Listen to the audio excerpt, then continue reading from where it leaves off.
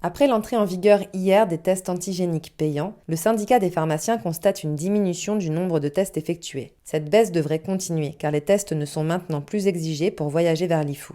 Ce matin, les 3 grands chefs de JEU ont en effet décidé de retirer l'obligation de présenter un test négatif pour pouvoir prendre l'avion ou le bateau entre la Grande Terre et l'IFU. La décision de ce matin est tombée, donc tout a été retiré de la place, que ce soit le test ou le pass sanitaire.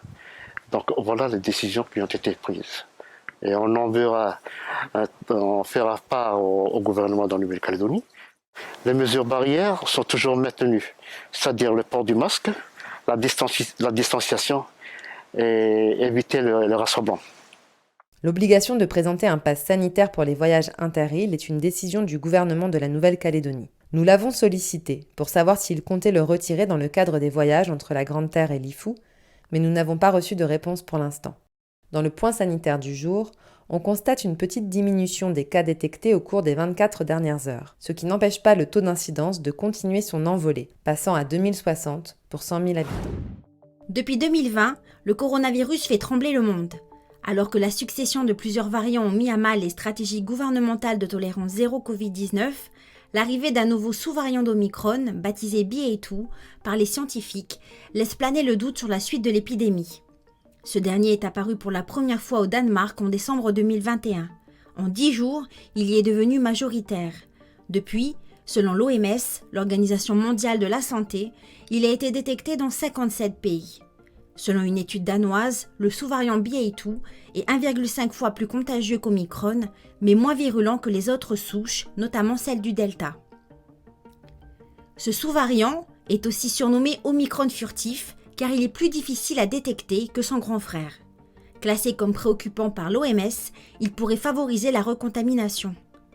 Selon les prévisions des scientifiques, la Covid-19 va continuer de circuler, de muter, de contaminer, devenant plus contagieux et de moins en moins sévère. Pour l'OMS, une sortie de la pandémie de Covid-19 pourrait se profiler en Europe d'ici la fin de cette année. Le BA.2 pourrait donc être la fin de cette pandémie. Mais là encore, à cause de la versatilité du virus, l'OMS appelle à la prudence. Ce que redoutait tant le gouvernement tangien est finalement arrivé. 2 cas positifs asymptomatiques de Covid-19 ont été détectés fin semaine dernière parmi la population tangienne, jusque-là Covid-free. Les échanges d'aide humanitaire déployés suite à l'éruption du volcan Unga Tanga, pourtant réglementé, ont eu des failles. 2 hommes travaillant au port de Nuku'alofa, où transitaient les dons humanitaires émanant de plusieurs pays, ont été testés positifs à la Covid-19. C'est ce que nous rapportent les quotidiens Le Monde et BFM TV. Ce soir, les îles Tonga entreront en confinement pour une durée de 2 jours.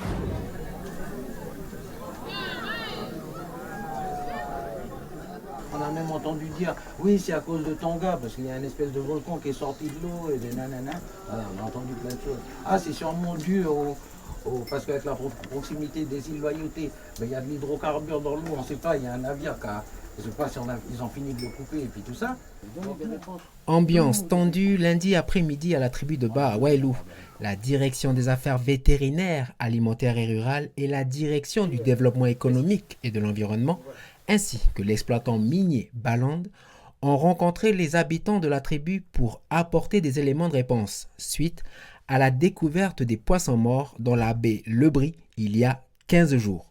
On s'est dit, est-ce que ça peut venir de la mer ? Vous savez qu'il y avait des minéraliers qui croisaient, donc on a regardé leur trajectoire, on a vu avec les affaires maritimes, avec les affréteurs, savoir s'il y avait eu un incident qui avait été déclaré sur ces minéraliers. Est-ce qu'il y avait... ça peut arriver, hein, il y a des choses qui... heureusement, ça n'arrive pas fréquemment, mais c'est arrivé dans le passé, des rejets d'avoir des minéraliers ou d'autres bateaux, et donc c'était pas ça non plus. Les analyses de l'eau n'ont rien donné, les poissons recueillis le jour même pour une autopsie n'ont aussi rien donné, car le poisson prélevé le jour même était trop avancé en décomposition. Pour une autopsie parfaite, le poisson doit être prélevé 2 à 3 heures après sa mort et mis au frais. Une hypothèse est avancée sur la mort des 28 espèces retrouvées dans la baie Le Bris. Ça, on n'a pas à ce jour d'éléments qui nous montrent qu'il y a eu une pollution ponctuelle. Je dis bien à ce jour, on n'a pas d'éléments. Je ne dis pas il n'y a pas eu. Maintenant, il y a un autre élément sur lequel on a travaillé, là c'est avec les collègues de l'IFREMER, donc c'est un institut de recherche en Calédonie avec qui on travaille. On essaie de modéliser les courants dans le lagon calédonien depuis plusieurs années.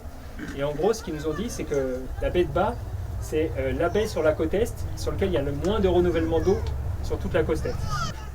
Ces informations qu'on avait à l'échelle de la côte est, du lagon est, côte est, d'une élévation de température, peut-être d'un problème au niveau respiratoire pour les poissons, bah, c'est possible. Et donc peut-être le fait qu'il n'y ait eu pas de vent, une eau très chaude, ça ait pu effectivement générer cette mortalité. Je vais poser une question en bas, là, sur les poissons qui sont en bas. Est-ce que le lavandin a été fait? Bon, ça, c'est une chose. S'il y a des poissons qui sont dans la baie, qui ne sont pas morts en bas, comment on peut expliquer ça? Il y a le camping là-bas de Kaora là, qui fait la base de voile. Les activités. La mer, elle n'est pas polluée. Je pense qu'il y a la mairie qui est là. Il faudra aussi une analyse de l'eau. Cette hypothèse et ces éléments n'ont pas suffi à répondre aux attentes de la population. D'autres réunions sont prévues dans les prochains jours. L'eau et les poissons seront de nouveau analysés pour permettre de lever l'arrêté communal, car la baie Le Bris reste pour ses riverains une source d'approvisionnement en nourriture.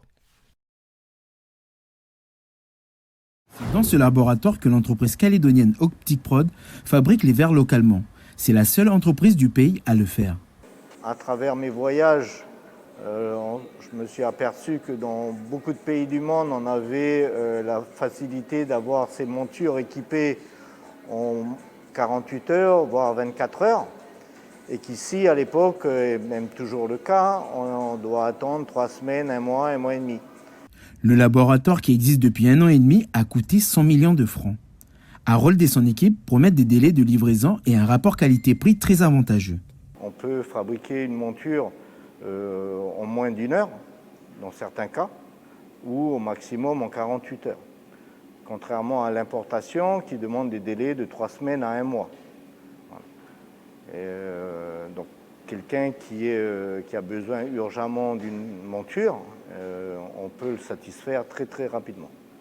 Le prix de départ d'un verre progressif avoisine habituellement, avec les contraintes d'importation, les 35 000 francs. Le fabricant local annonce lui des prix à partir de 13 500 francs. Une base 2, d'un verre progressif image, d'indice 1,5. Donc je vais aller le chercher dans mon stock qui se situe juste ici. Alors, en 1,5 je suis ici, base 2, hop, il m'en faut 2. Voilà. Je viens prendre, une boîte qui est ici, tac, donc, hop, je replie la petite fiche et ça va partir dans la première salle de surfaçage qui est à côté. Donc, hop, j'appuie ici et les filles sont prévenues, donc elles peuvent récupérer le verre et continuer le processus. Les verres sont taillés, polis et durcis. La fabrication peut nécessiter 1 à 7 heures de travail. En fait, on a fait venir du coup des machines de toute dernière technologie, donc d'un célèbre, dans le monde de l'optique, un célèbre fabricant de machines qui est Schneider, donc c'est une entreprise allemande. Et donc nous, en fait, en Nouvelle-Calédonie, ce qu'on a fait venir, c'est ces machines, mais en modèle réduit pour la population locale. Environ 20 verres sont fabriqués par jour en moyenne, une capacité de production pouvant aller jusqu'à 80 verres par jour. Hier, 1er février, à l'occasion de l'ouverture de la pêche au crabe, nous avons accompagné Georges lors de cette expédition chez lui à Pointe-Boute. Là on part à 2h, on va essayer de revenir avant 6h. Et puis l'objectif c'est de faire 10-12 crabes, des beaux. Là il est plein à craquer, mais comme il est trop petit, on va le laisser. Ça se voit un peu plus tard. J'ai commencé vers 20 ans. Vers 20 ans et puis j'ai appris un peu tout seul. Il y a juste ce système de crochet là que j'ai appris avec un copain. Mais sinon après pour aller marcher, refaire mes repérages, c'est à force d'y aller quand on se fait des marques. Puis je dis le jour où je vais savoir que j'aurai Alzheimer, c'est quand je vais oublier c'est où qu'il y a un crabe. Ou un trou avec un crabe. Allez, ouais, viens, on continue.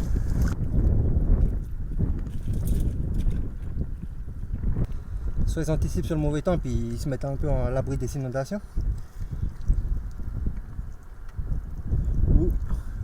Alors a vraiment beaucoup des crabes. Puis là, les pêcheurs vont être contents d'y aller, quoi.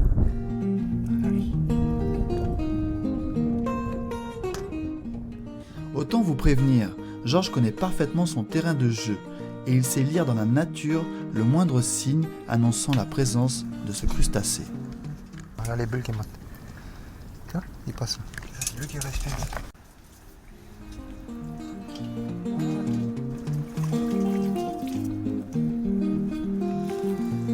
J'étais professionnel. Je fais la pêche de 97 à 99, 300. Non, tu sais, tu gagnes pas. À l'époque, c'était 800 francs le kilo le crabe. Puis tu gagnes pas tellement, quoi. Ma meilleure année, j'avais fait 220 000 francs seulement. C'est pas terrible. Pourtant, je n'attrape des crabes. L'expérience paye et Georges atteint son quota de 10 crabes avec une carapace d'au moins 14 cm de long autorisée par personne selon la loi en vigueur en quelques heures seulement. Bouge dans la bouche. Hein? Et le vomi. Et fais pas le con.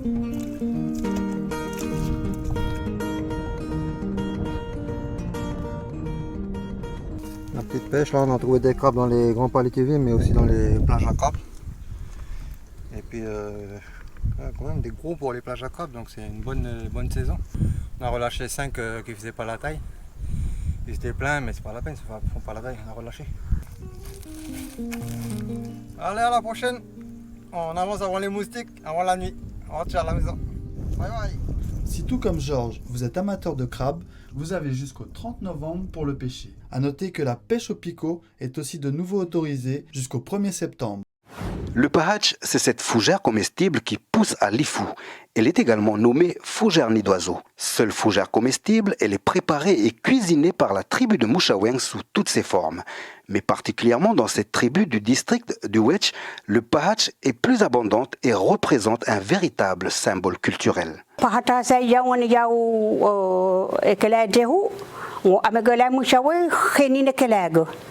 Mare etogo sa kheni ge mamago amelare mamago ge sa ka nemeno eunigo ame yahon ge sa ka hotel ko fego to yahuni la kuchala ko pahata ge manto ya lueuk ngo pour dire que il Mouchaweng existe nganelo la khenin. Pour obtenir les plus belles pousses de pahatch, les habitants de Mouchaweng vont les cueillir vers le bord de mer à environ 30 minutes du village. C'est là où le climat lui est très favorable, notamment grâce au bon coup d'ouest. Eta nanalo eni kela lo va d'ouest. Ge khabo hilachia chia lolo. Ame kuna geza ge na kwadaga ame khabo chasia chia ni pinelare falaise ni pinela nangenit katuno na protéger khabo nyawa ge khabo gunin nge enigo ja nge mamaga ge to khabo chia ge kalolo cha te sa admire la minga khabo nge sa pi supa ge to la siltonga nei wana koim. Habituellement servi en salade ou en accompagnement de viande ou de poisson, le pahatch est servi dans le restaurant du fils de Nakjahwach à Mouchaweng. Chasilo lai mode cuisoego cuiralo de coco avec les zigna manimanyota mankumala lo akwane le cuisine yasego ngwamlo kapiata kwa kapega before évoluer marening ba c'est toi qui fait akabaya evate lota nemeno omelette au pahatch pahato lardo sorbe pahat khaboy batun tongen. Si l'île de l'Ifou est connue pour sa vanille, le pahatch n'est pas en reste puisqu'elle est aussi présente dans la préparation d'un dessert, une glace 100% locale à l'arôme de pahatch.